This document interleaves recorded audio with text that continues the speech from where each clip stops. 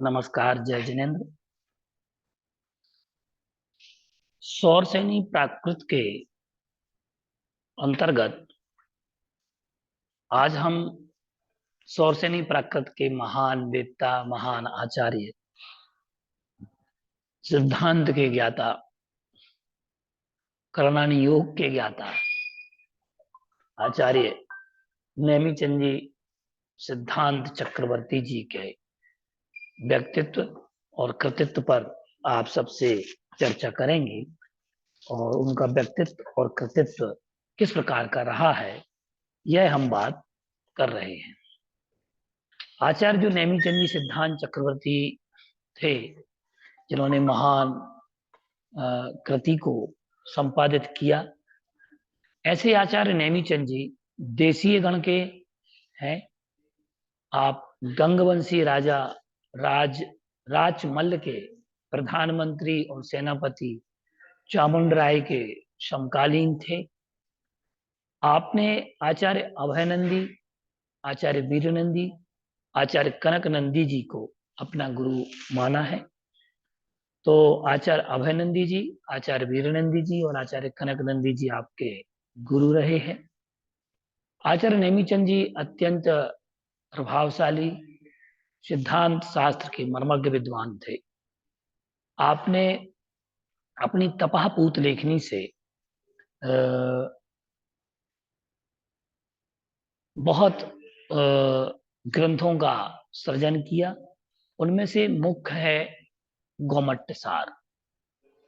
और गोमट्ट सार नामक ग्रंथ में आपने उसके अंत में लिखा है कि जिस प्रकार एक चक्रवर्ती जो 6 खंड का अधिपति होता है, जो 6 खंड पृथ्वी को अपने चक्र के द्वारा उस पर विजय प्राप्त कर लेता है और अपने अधीन कर लेता है, उसी प्रकार मैंने अपने बुद्धि रूपी चक्र से सठ खंडागम को सिद्ध कर अपनी इस कृति में उसको हमने भर दिया।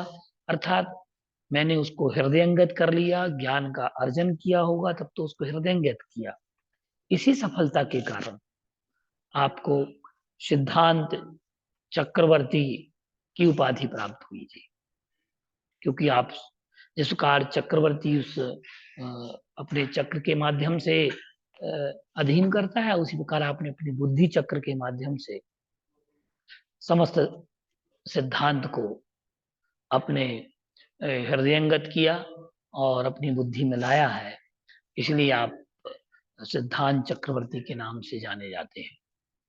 आचार्य नेमिचंद जी का शिष्यत्व चामुंडराय ने ग्रहण किया था और इन्होंने ही श्रवण बेलगोल में चैत्र शुक्ल पंचमी दिन रविवार 22 मार्च सन 1028 में विश्व प्रसिद्ध गोमट्ट स्वामी बाहुबली की खड्गासन मूर्ति को प्रतिष्ठित किया।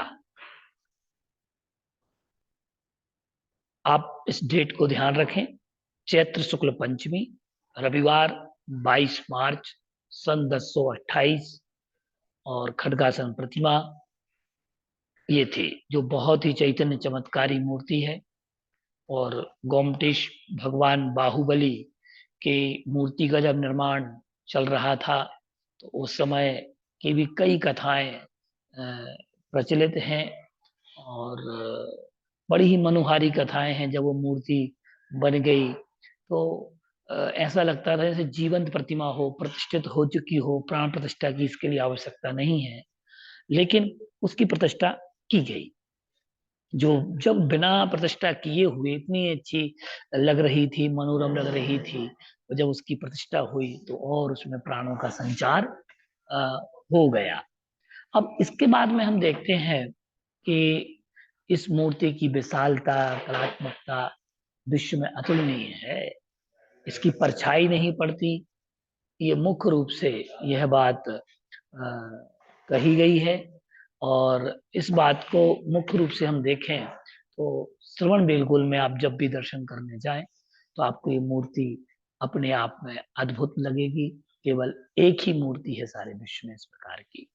अब हम आपके कृतित्व की बात करें तो आचार्य नेमिचंद जी ने, सिद्धांत चक्रवर्ती जी ने गोमट सार, प्रलोक सार, लब्धि सार, छपड़ा सार और द्रव्य संग्रह जैसी 5 महान कृतियों को लिखा।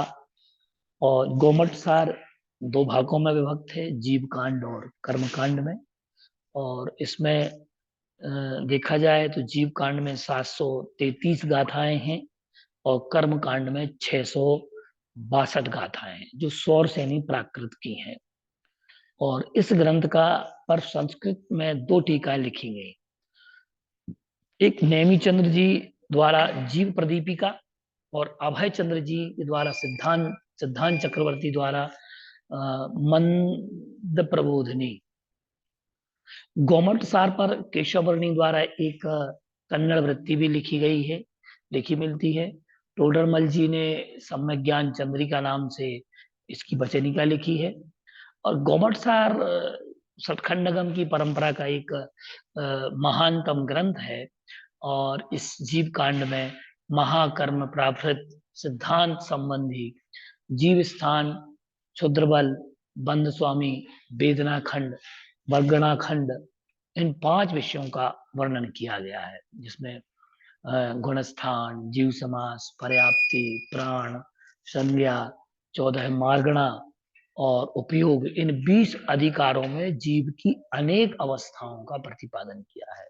वहीं कर्म कांड में देखें हम, ये तो जीव कांड में जीव की विशेषताओं को किया। कर्म कांड में जो जीव कर्म करता है, कर्म बांधता है, उन कर्मों के विषय में बहुत अच्छा व्याख्यान सौरसेनी प्राकृत में गाथाओं में, जो कि कुल मिलाकर के इसमें हमने बताई थी 962 गाथाएं जो है कर्म कांड की, उन गाथाओं में बहुत अच्छा वर्णन किया गया, जिसमें प्रकृति, समुद्र कीर्तन, बंधोदय, सत्व, सत्व स्थान, भंग, त्रिचोलिका, स्थान समुद्र कीर्तन, प्रत्यय, भाव चोलिका, कर्म स्थिति रचना नामक कर्म स्थिति रचना नामक 9 अधिकारों में कर्म की विभिन्न अवस्थाओं का निरूपण किया गया है। इस ग्रंथ को अगर आप पढ़ते हैं तो निश्चित आपको कर्मों के बारे में आपको सारी जानकारी मिल जाएगी।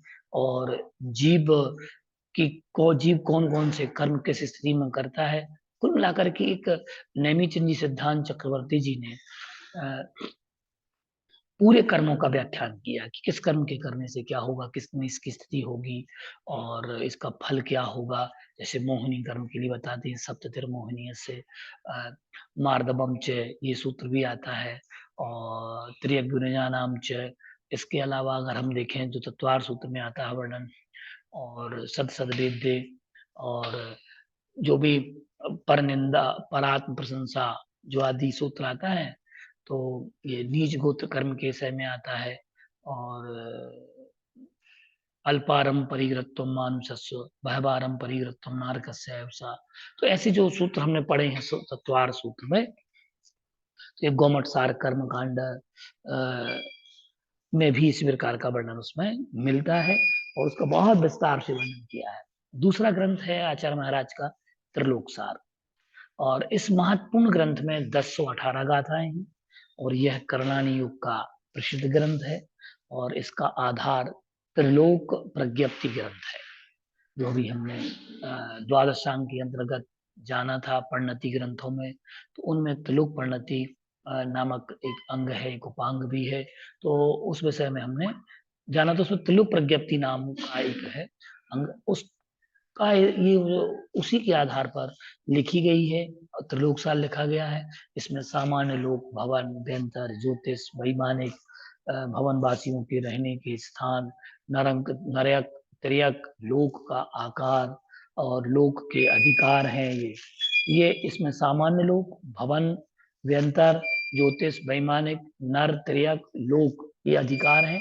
इसमें जम्बूद्वीप, लवण समुद्र, मानुष भवनवासी देवियों, भवनवासियों के रहने का स्थान, आवास, भवन, आयु, परिवार आदि का विस्तृत वर्णन किया गया है। ग्रह, नक्षत्र, प्रकीर्णक, तारे, सूर्य, चंद्र, उनकी आयु, उनका विमान, रहने का स्थान, गति, परिवार आदि का सांगोपांग वर्णन इसमें किया गया है त्रिलोक सार में। और लब्धि सार जो है, ये आत्मशुद्धि के लिए 5 प्रकार की लब्धियां आवश्यक होती हैं। इन लब्धियों में कर्ण लब्धि प्रधान है, और इस लब्धि की प्राप्त होने पर मिथ्यात्व से छूटकर सम्यक की प्राप्ति हो जाती है। इस ग्रंथ में 3 अधिकार हैं: दर्शन लब्धि, चरित्र लब्धि और छायक चारित्र। इन तीनों अधिकारों में आत्मा की शुद्धि रूप लब्धियों को प्राप्त करने के लिए विधि का प्रकाश किया गया है। तो विधि बताई गई है लब्धियों को प्राप्त करने की। छपड़ासार, कर्मों को क्षय करने की विधि का निरूपण इस ग्रंथ में किया गया है। इसकी प्रशस्ति से भी ज्ञात होता है कि माधवचंद्र त्रैवेद्य ने बाहुबली मंत्री की प्रार्थना से संस्कृत टीका लिखकर सन 1203 में पूर्ण की थी। द्रव्य संग्रह नाम का जो ग्रंथ है, ये आप लोगों को भी मालूम है, और बहुत छोटा लघु ग्रंथ है, लेकिन सिद्धांत को मजबूत करता है, हमारे ज्ञान को मजबूत करता है, हमारे क्षयोपम को मजबूत करता है। और द्रव्य संग्रह से आपको काफी न्याय के विषय भी मिलेंगे, कुछ सिद्धांत के विषय भी आपको मिलेंगे, कुछ दर्शन के विषय भी आप उसमें निहित हैं। तो एक छोटा सा ग्रंथ है, बहुउपयोगी है, और इसमें कुल 58 गाथाएं हैं जो सौरसेनी प्राकृत में लिखी गई हैं। इसमें जीव, अजीव, धर्म, अधर्म, आकाश, काल, कर्म, तत्व, ध्यान आदि की चर्चा संक्षेप में व्यवस्थित तरीके से की गई है। और समस्त विषय 3 अधिकारों में विभक्त है: एक जीवाधिकार, सप्त पदार्थ निरूपण अधिकार और मोक्ष मार्ग अधिकार। प्रथम अधिकार में 27 गाथाओं में 60 द्रव्य 85 काया का वर्णन है। द्वितीय अधिकार में 11 गाथाओं में 7 तत्व और 9 पदार्थों का, तथा तीसरे अधिकार में 20 गाथाओं में निश्चय और व्यवहार मार्ग का निरूपण किया गया है। ये द्रव्य, अस्थि, काय और तत्वों का संक्षेप में इसको समझ सकते हैं। तो इस प्रकार से आज हमने आचार्य नेमिचंद जी का परिचय जाना और उनका काल जाना, समय समझा कि नेमिचंद जी आचार्य जो है सौरसेनी प्राकृत के महान वेदता थे, महान विद्वान थे, और भगवान गोमटेश बाहुबली के प्रतिष्ठा करने कराने वाले थे, और आपने प्रतिष्ठा कराई है। और 22 मार्च सन 1028 में ये प्रतिष्ठा हुई है। और आपने गोमट सार, त्रिलोक सार, छपड़ा सार, लब्धि सार, द्रव्य संग्रह, इन 5 महान ग्रंथों की रचना की, जिसका परिचय हम जान चुके हैं। और विस्तार से भी आप इसको, इन ग्रंथों का अध्ययन करके आप इनकी विषय वस्तु का स्वयं अनुभव कर सकते हैं और अपने क्षयोपम में वृद्धि कर सकते हैं। तो इस प्रकार से आज हमने आचार्य नेमिचंद जी के परिचय को जाना।